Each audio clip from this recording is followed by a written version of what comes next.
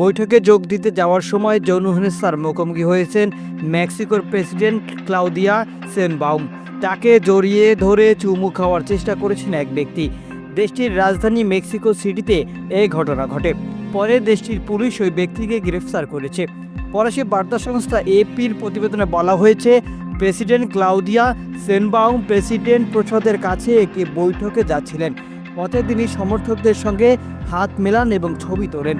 সামাজিক যোগাযোগ মাধ্যমে ছড়িয়ে পড়া ভিডিওতে দেখা যায় এক ব্যক্তি প্রেসিডেন্ট ক্লাউদিয়ার কাছে এসে কাঁধে হাত রাখেন এবং অন্য হাত কোমর ও বুকে স্পর্শ করে তার গলায় চুমু খাওয়ার চেষ্টা করে। এই ঘটনার একটি ভিডিও ভাইরাল হওয়ার পর স্থানীয় সময় বুধবার তিনি জানান ওই ব্যক্তির বিরুদ্ধে অভিযোগ দায়ের করেছেন তিনি।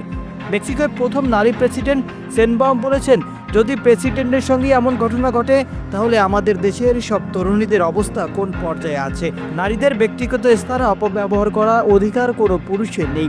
রয়টার্স জানিয়েছে, এই ঘটনা ভিডিও ইন্টারনেটে দ্রুত ছড়িয়ে পড়ার পর কিছু অ্যাকাউন্ট থেকে সেটি সরিয়ে নেওয়া হয়। তবে এতে লিঙ্গভিত্তিক সহিংসতা ও পুরুষতন্ত্রে ডুবে থাকা মেক্সিকোতে নারীরা কী ধরনের নিরাপত্তাহীনতার মুখোমুখি হয় তা দেশটির অনেকের কাছে পরিষ্কার।